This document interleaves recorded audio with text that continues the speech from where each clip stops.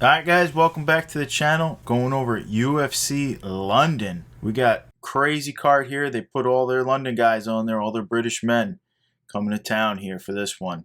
First, let's say thank you to our sponsor, Tampa Bless, Home Team Do Good, TampaBless.com for more information about that. We'll go right into the main event. We got Curtis Blaydes, ranked number 4, plus 110. Right now, he is the underdog. Pretty crazy. He's 31 years old. He's 16-3 with one no contest, and he last beat Chris Daukaus and Jair Rozenstruik. And his only losses in his career are Derek Lewis and Francis Ngannou twice. Just want to throw that out there. This guy does not really lose. He's going up against Tom Aspinall, ranked number 6, minus 130 favorite right now. He's 12-2. He's 29 years old. He's on the 8-fight winning streak, last beating Volkov and Sergey Spivak. And he hasn't lost since 2016, and that was a disqualification. Wasn't even his true loss there. Dude has not lost in a very long time. Tom, yeah, there's nobody knows this one for sure. How do you see this one playing out, though? First off, they announced Khamzat versus Nate Diaz. We'll see if that really happens. Main event, pay-per-view, so you know how to rock my Diaz brothers. I'm a fan of Khamzat and all, and he's a bad dude, but I'm old school, baby. War fucking Diaz. Boom! All right, so let's get into it right now. Tom Aspinall, I watched the face-off, and it was just kind of surprising how big Aspinall is, because Curtis Blaydes is so big, too. He is bigger than Curtis Blaydes. Curtis Blaydes may have a slight weight advantage, but his size of his person as just a figure, a body, Tom Aspinall is bigger than Curtis Blaydes. So that surprised me. I hadn't seen those two ever face off before. Aspinall has never seen a third round in his career. So that's worth noting. Yes, it is. All right, this is a 5-rounder. Also, Curtis Blaydes only has 3 losses. 2 were to Francis Ngannou, and 1 was to Derek Lewis, as we all remember, that he almost looked dead. But, dude, I mean, he's been in there. He takes no easy fights, Curtis Blaydes. Everybody he fights, if you look at his competition, are all killers. And he only lost to the champ and to Derek Lewis. So the dude is no joke. He's not used to losing. And neither is Tom Aspinall. I think it's very close. I think whoever can impose the will on the ground is going to have an advantage. But if Tom can, say, keep it standing a bit, I think that's where Tom is going to take over a little bit, because Curtis is getting a little bit happy about his striking. Like, he decided he wanted to stand with Chris Daukaus. So maybe he might give it another shot, and I think that would be a mistake against Tom Aspinall. I don't think he's going to be better at the stand-up game than Tom. And I also think the ground game is going to be close, but Curtis, I've never seen Curtis get owned on the ground, so I don't know. I can't really say that Tom's going to own Curtis on the ground. He's a heck of a wrestler. So my opinion, this could go either way. Tom has a big home field advantage, too. You got to keep that in mind. I'm going with Tom Aspinall by strikes round 1 or 2. I think that's his window for taking him out. He's never seen a third round, so I can't really speak on beyond there. But just because of that, I feel like that window is there where he might catch Curtis a little happy-go-lucky and sleep him. Yeah, I love it. That's kind of the way I'm leaning. But we talk about other fights being made. The unranked champ coming out here. Sugar Show. No Sugar Show. Sugar Show. And you got to admit, and it's the same situation where I know you're a Peter Yan fan too, but you like Sugar Show. Sugar Show's your dude. I'm the same with the Diaz fight, man. I like them both. I do. Now, let's get right into how I see the fight. I kind of see it the same way. This fight, very hard to read. Curtis has really good movement. He's got pretty good hands. Another thing Curtis has is pretty good cardio in there. He's got that tank. He can go 5 rounds. We know he can, and we know he can wrestle for most of those rounds. He's skillful. Aspinall has been winning so quick and impressively. We don't even know enough about him. We really don't, except that he is special.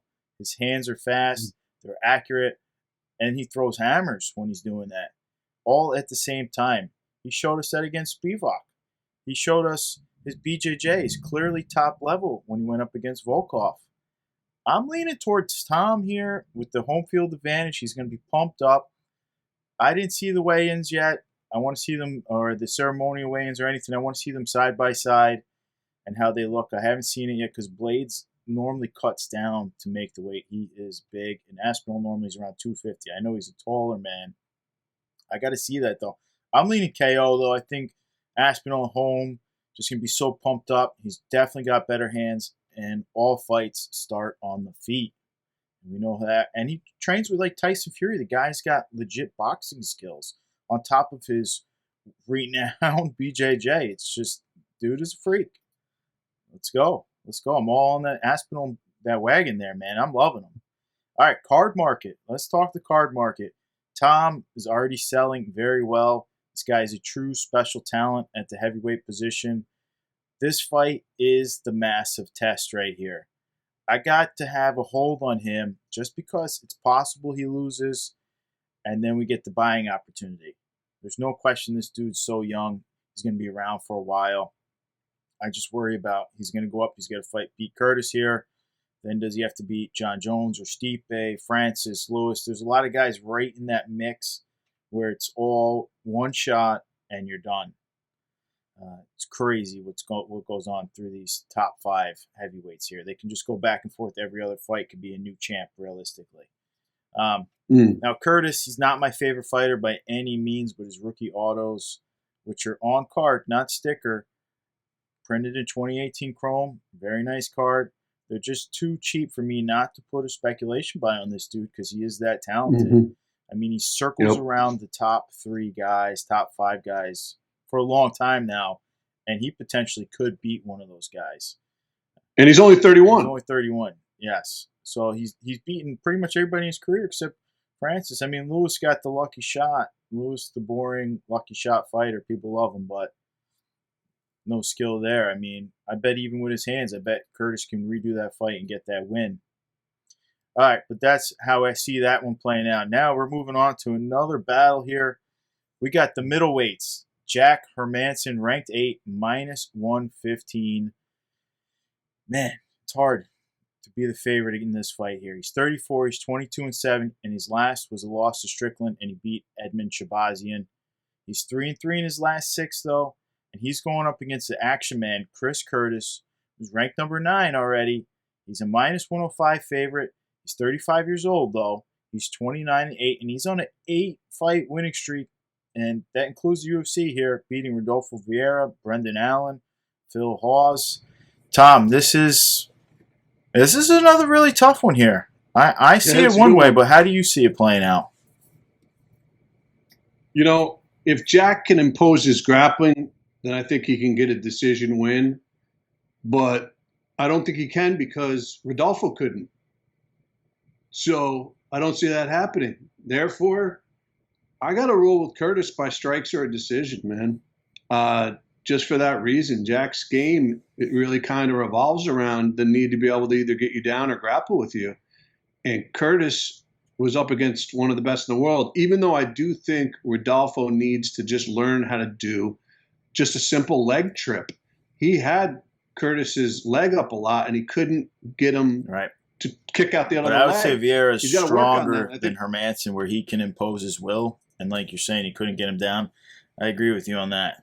Right. That dude is a I would say the one powerhouse. thing, though, that I worry about the one thing I worry about with Curtis is they've been giving him too many fights. Is he okay? Is he ready to rock? Hey. Some people, they're workhorses. Like when I was coaching, you would be like, these guys need a day off. You give them a day off, and actually they come back worse. They would be better if you didn't give them that I'm day. just going to say his nickname is the Action Man because he needs the action. Right.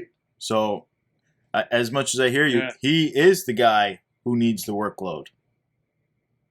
Yeah, so, I'm going to roll with Curtis, man, by strikes or a decision here. This is actually the first time I've ever picked Curtis. He's converted me. Yeah, I know.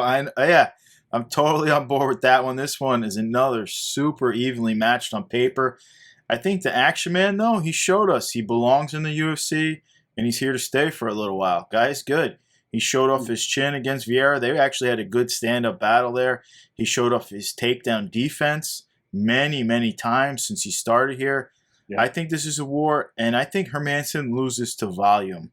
I don't think he loses to strikes. I think he loses to volume. Action Man does not get tired. He's never been a fast starter, Hermansson. With his hands, if you take a look at him, he's always a little slow. He wastes a lot of energy on wrestling and a lot of energy on trying to get it to ground. And I don't think this is going to help him. I think Curtis has the ability to stave that off. And I'm just going to say most of Jack Hermansson's recent wins, they really weren't versus the top-tier guys. Shabazian may become a top-tier guy, and I have high hopes for Shabazian, but he's not a top-tier guy right now. And then he has a win over Gastelum. And Gastelum, you don't know what Gastelum you're ever going to get. It was like a weird leg lock where all he had to do was like do a little kickoff, and he could have been out of that, and he just taps. Just very weird with Gastelum. Now, if you look at when he did face some top-tier guys, they're losses, like Strickland and stuff like that. And I don't think Strickland should have been a split decision either. That was shady. Well, I'm just saying, I thought it was a clear, unanimous. He's not beating those top-tier guys. And Curtis, I'm not saying Curtis just beat the top-tier guys. That's not what I'm saying. But he's steamrolling right now. He's on the heater. You got to keep rolling with Curtis here. I know I haven't been picking him too much either, but I picked him a few times after I saw how good he really is. Now, as far as the card market goes, Curtis, he's not printed. He's 35. He's got some serious climbing to still do.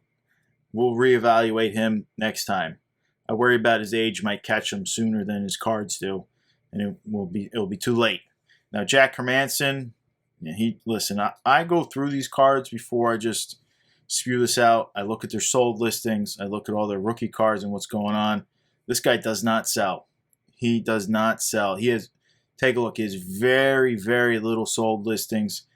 And he just can't seem to get on that winning streak where guys might hype on him and try to get him there where he could potentially climb again. I got to put a hard sell on Hermansson. I'm just not feeling it right now with him. Just how it is. I'm telling you, take a look at his listings. All right, let's get into the money fight, though. This is the fight. Paddy Pimblett, -250 favorite. He's 27 years old. He's 18-3. 4-fight winning streak, beating Rodrigo Vargas, Luigi Vendramini. He's going up against Jordan Levitt, who's +210 underdog. He's only 27 years old himself. He's 10-1. He's 2-fight winning streak, beating Trey Ogden and Matt Sales. And he lost to Claudio Puelles before that. Now, I know what's happening here, Tom. How do you see it happening?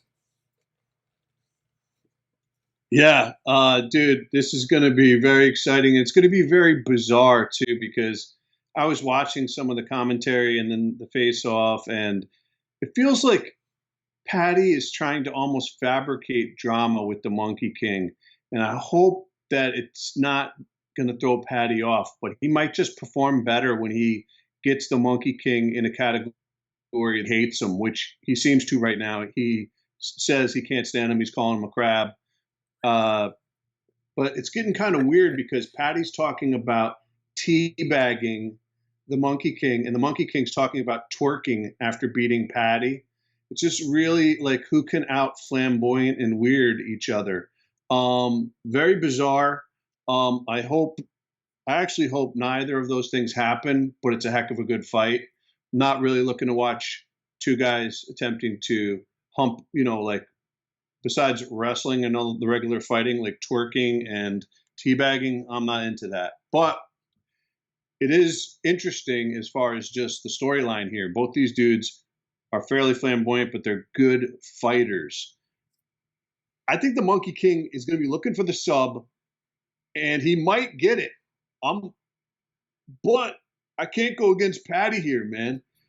I'm hoping Paddy can avoid it and somehow get either by strikes. I don't think he's going to be able. Paddy can sub, but I don't think he's going to sub Jordan.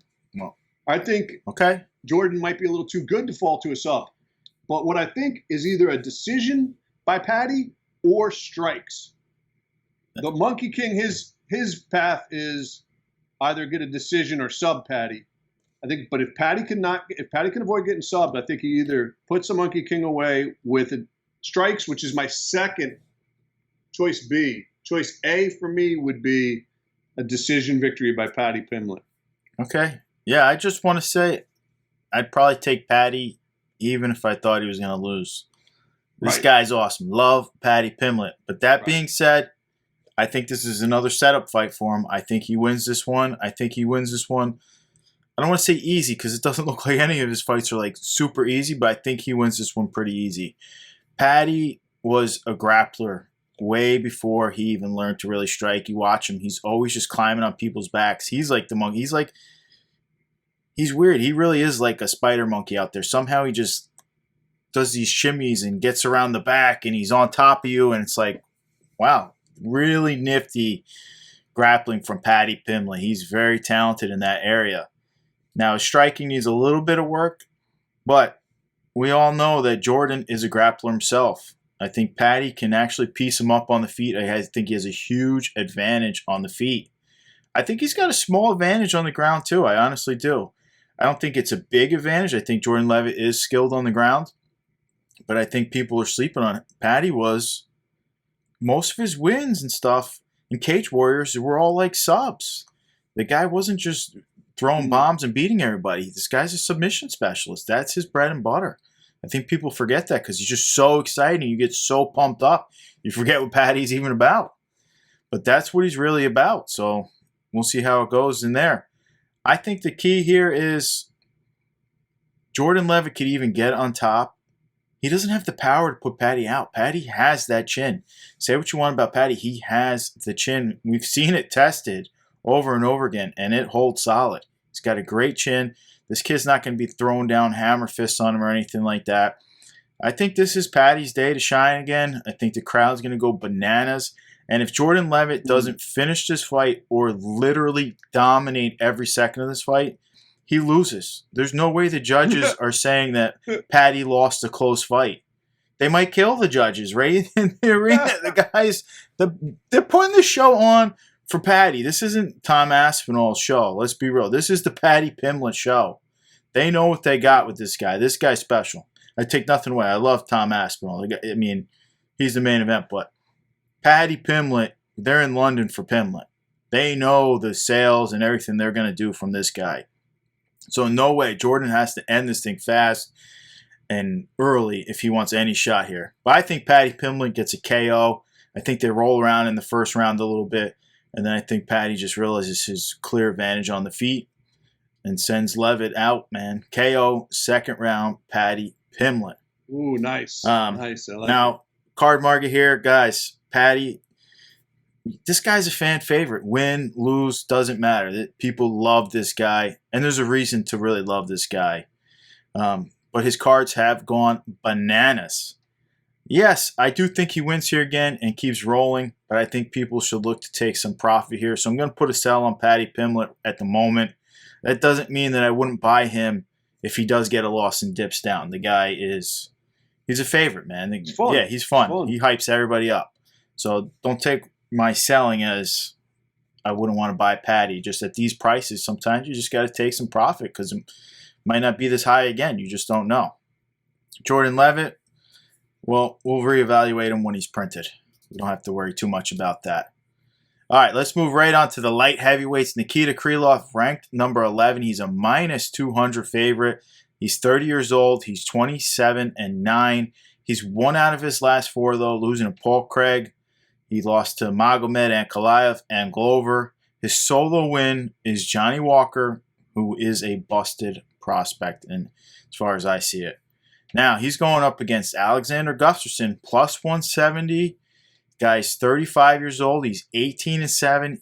3-fight losing streak himself. Verdum, Anthony Smith, and John Jones. He hasn't looked himself for a while. I mean, we know he's retired. He's coming back. He hasn't fought for a couple of years. Tom, you like Gustafsson a little bit here. How do you see this one playing out? I mean, it's good to see Gus back at light heavyweight. Heavyweight wasn't the move for him. It's good to see him back at light heavyweight. I'm glad he was able to get back down. It'd be interesting to see the weigh-in, make sure that he cut it properly. Uh, Also, he hasn't fought in 2 years, Gus.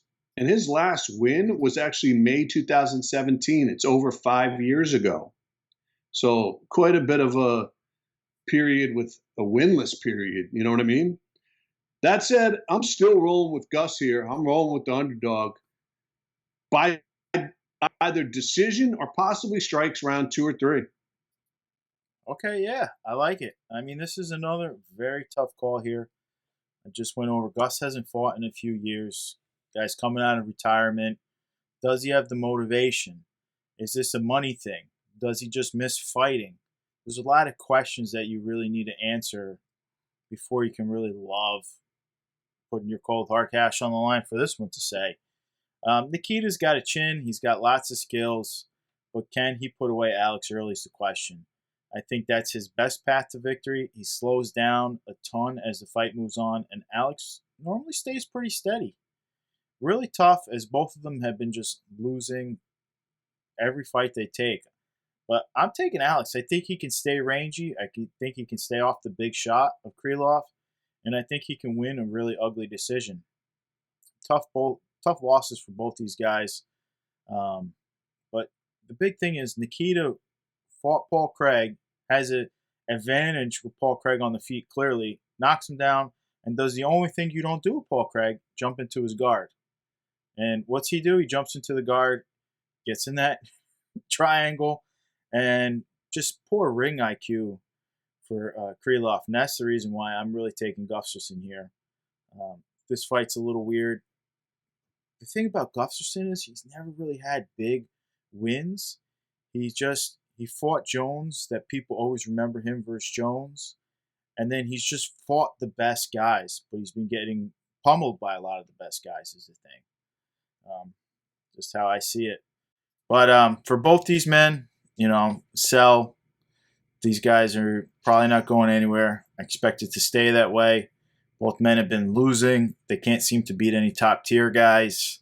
There's no reason for their prices to really rise. Gustafsson 35, yeah, light heavyweight. You guys can compete for a while, and Kriloff 30, but they just don't look very good out there. I hate to say it like that because they're both legends, but all right, moving right on. We got more light heavyweights that we're covering. Paul Craig, the Bear Jew. Love to see this guy back in there. Ranked number 8, plus 140 underdog. He's 34 years old. He's 16-4-1. He's won 5 out of his last 6 with 1 draw. He just beat Kriloff. He beat Jamal Hill. He beat Shogun. And he's going up against Volkan Ozdemir, who's ranked 9, minus 165 favorite here. He's 32 years old. He's 17-6. He's on a 2-fight losing streak to Magomed Ankalaev and Yuri Prochazka, 2 guys who are at the top of the hill right now. That's for damn sure. Tom, for some reason, every fight we call, Paul Craig is the underdog. Doesn't end well for the other guys, most of these fights, though. I mean, what do you see happening here? I think Volkan, his path to victory is round 1, sleep Craig. I agree. If that doesn't happen, I'm seeing Craig round 1 or 2 subs Volkan, or potentially a decision. Either way, I'm going with Paul Craig here. I also think that if Gus loses or Volkan loses, they both could be thinking retirement. Gus may be thinking a re-retirement, and Volkan may be thinking it for the first time. Okay. Yeah, I mean, Volkan's pretty young, 32. He just, if he loses, you got to drop down the rankings a little bit, unless your heart's just destined for the belt and nothing else. If you're not fighting for money or whatever. But I agree. I think Volkan has the power in the hands. He probably has the better kicks here. Just all around has a better stand-up. If you watch Paul Craig's interview, though, leading into this event, he finally said he's realizing his strengths, which was really interesting. He's kind of like, it takes fighters a long time because they're so confident and cocky, and he explains it like, yeah, I wanted to stand with these guys, and I was like the Homer Simpson for a while. I was getting knocked out. I was just getting beat up. He's like, I didn't want to just rely on my jiu-jitsu. I wanted to beat these guys. And now he's like, I might be the only light heavyweight who pulls guard, but that's my move, and that's how I win. And it's refreshing to know when a fighter knows their strengths and their weaknesses. That's the key. He knows he has weaknesses over some of these other guys. And it's nice to hear that, because he's not going to, I'm not saying he's not going to stand up and fight this guy. But if he takes a few hits, he's going to fall and try to pull guard. He understands the way for him to win. It's very important. Don't get too overconfident. That's how you lose. So I'm with you. Listen, Paul Craig just knows how to win. Dude is elite on the ground, and for that reason, I think he goes out there. I think he outsmarts him, gets the dude to the ground, and I think he wins. I mean, here's what I see happening. I see Volkan Ozdemir getting a power shot off on Craig, probably putting him down. Craig might even fall a little on his own on purpose, and Volkan goes down to get him. And that's exactly what Paul Craig wants. I mean, Magomed is a lot of people picked to be the champion. Paul Craig triangled him. Jamal Hill, raging prospect. Paul Craig got him. You know, I mean, he just keeps showing up. He keeps getting these guys because they want to go down there, and that's where he is the best. I mean, call it what it is. Volkan, I'm not really impressed with him. He seems to have gotten bigger, but he also seems to have gotten slower. He's like harder to take down, but he's slower all around the ring in general. It almost looks like, I hate to say it like this, it almost looks like he used to juice a little bit, and now he's not juicing. You know, some of these guys need that magic shot, and it kind of looks like he's not taking that magic shot anymore. But as long as Paul Craig doesn't take a shot that puts him to sleep, I see this going down again. I see Paul Craig getting him to the ground, getting that famous triangle that he's good at. Now, as far as the card market goes, Volkan back to 2017 Museum for his rookie. I mean, his Black Select sells for $50. That's absolutely nothing on the market. You got to put a sell on this guy. He started great. He shot up quick. Maybe that was his demise, moving up the rankings too quick, fighting DC there. DC went, he exposed him, and he's been a sell from there on. He just does not look the same. He just doesn't look at that level. Paul Craig, I think he's going to have a very hard time getting that belt. But every time you count this guy out, he wins. So I don't count Paul Craig out. I'm a huge Paul Craig fan. I got to put a hold on him just because I got to see him win a few more against these high-level guys. And I'm not even saying Ozdemir. Ozdemir is a high-level guy, but I'm not even saying him. Just the higher. Once you crack into that top 5, it gets kind of crazy up there for the light heavyweights. And it should be home field advantage. He's a Scotsman. He's going to be in London. Should be home field for Paul. I agree, but Ozdemir is European too. It's not like he's United States. I know, but that's on the same island. Yeah, he'll definitely have a big advantage. Now we're gonna go to one of the sneaky picks here. I'm really feeling this guy. We got Mason Jones here. Mason is minus 325 favorite. Don't love that. He's 27 years old. He's 11-1, and he last beat David Onama. That's one guy to beat. David Onama is surging right now. He's going up against Ludovic Klein, plus 270, 27 years old, 18-4. Kid is chiseled, Ludovic Klein. And he's coming off beating Devontae Smith. But before that, he lost to Nate Landwehr and Michael Trezano. Tom, what do you see happening here? I think it's a tough fight. But, I'm going with the Welshman here. I'm going with Mason Jones. He's also going to have a little bit of a home field advantage as well. And I'm going to pick him by decision here. I don't know if he's going to get the finish, but I'm going to go with him by decision. These guys are both young. They're both 27 years old. Both young, both 27.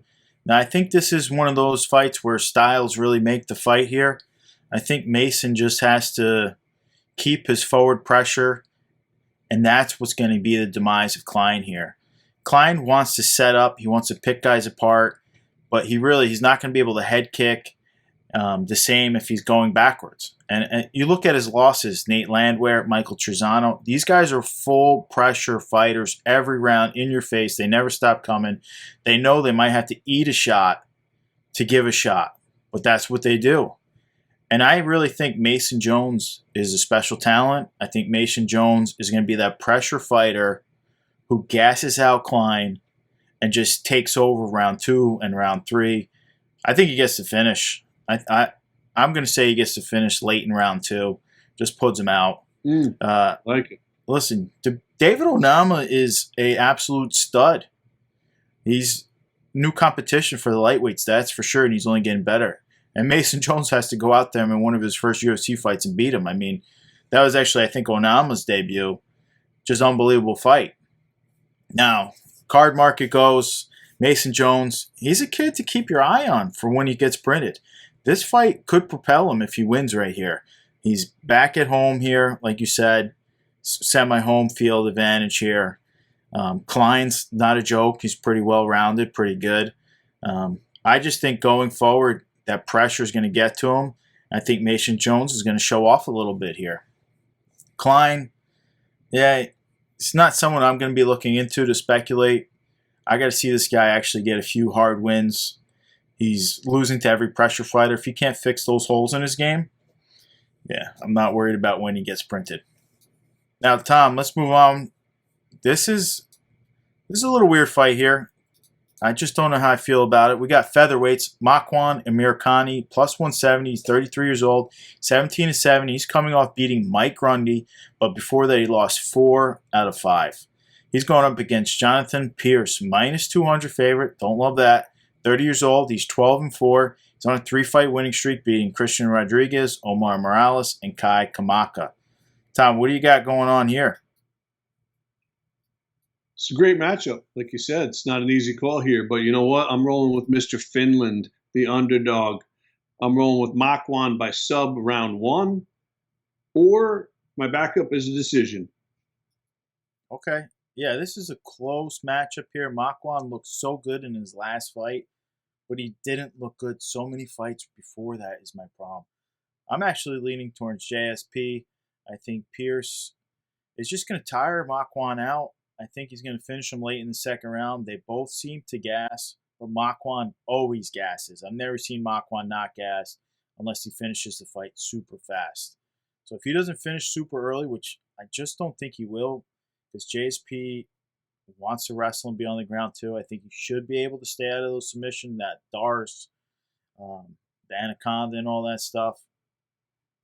And I think they're both semi-subpar on the feet, so I'm actually expecting this to stay on the feet, and we see a sloppy one. But I'm taking Pierce late round 2. Not a buy on either guy. We'll reevaluate them on the next one. Now let's get into who everybody is excited for here. We got flyweight Muhammad Mokaev, minus 450. Some sites minus 500. Kid's 21. 21. He's minus 500. He's 7-0. UFC debut. He finished Cody Durden. He got that flying knee and then choked him out.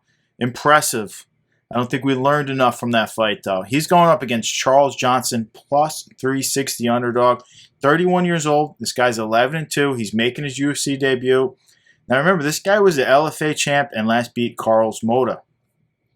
Tom, minus 500, minus 450 when I checked yesterday. What's up? Yeah, you know, Charles Johnson's only 31, but he's 10 years older than Muhammad. It's crazy, man. I mean, at least if he's back in the States, Mokaev, if he comes visits over here, he'll be able to drink legally and maybe buy a few people around. A UFC debut for Charles Johnson. He's no joke. I was looking at him. He's well-rounded. He's got a mix of different victories. He could strike, he could sub, he can go the distance. But I think Mokaev is just too much. I'm going sub round 1 or at some point. I'm not even going with decision. I think there's going to be a sub at some point. Sub for Mokaev. Yes. All right. This is another one. That's who I'm rolling with. I think round 1, but if not, it's round 2 or 3. All right. Yeah, I think this one can really fool you with the minus 500 line. Charles Johnson's making his debut, but this is not some dude who's aging out or they're just throwing in there as a filler. This dude's in his prime right now. He has real skills. He's come from being a champion in LFA. I mean, that's a tall task alone. Muhammad at 21 has some real skills too. He's got, flying knee. It made him look so amazing. Did it make him look too amazing that minus 500 is his line? That's kind of where I'm worried about. I don't believe Johnson has ever been knocked out or subbed. So this is going to be very interesting. I'm expecting Mikhaev to go out there, spam takedowns, and chain wrestle. I think he'll be able to get Johnson down, and I think he gets a greasy decision here. But this one, I would not be surprised if it surprises a lot of people, with Johnson making his debut, trying to get that money, trying to show off that he is that good. This is not some chump they're just throwing in there for Mikhaev to get a victory. This is a tough fight right here for a 21-year-old. This guy's a man now, 31. He's got the experience. He's got a lot of stuff. I think this is much closer than minus 500. It's just crazy. Now, it's way too early to speculate on either of these guys. If Mikhaev does pull off a spectacular win here, though, he's a must-watch. We got to keep our eyes on him. Must-watch. Guys, that's it for the show today. Listen, I just want to say real quick, we didn't cover Meatball Molly versus Hannah Goldie, but I'm rooting for Meatball. I think the place will go bananas, and I think if she wins, that force of all her life force will go into Paddy to fuel and even potentially even strengthen Paddy. Not to say if she loses, Paddy still won't win, but I feel like there is something. There is something there. Those two are tight. Those two are tight.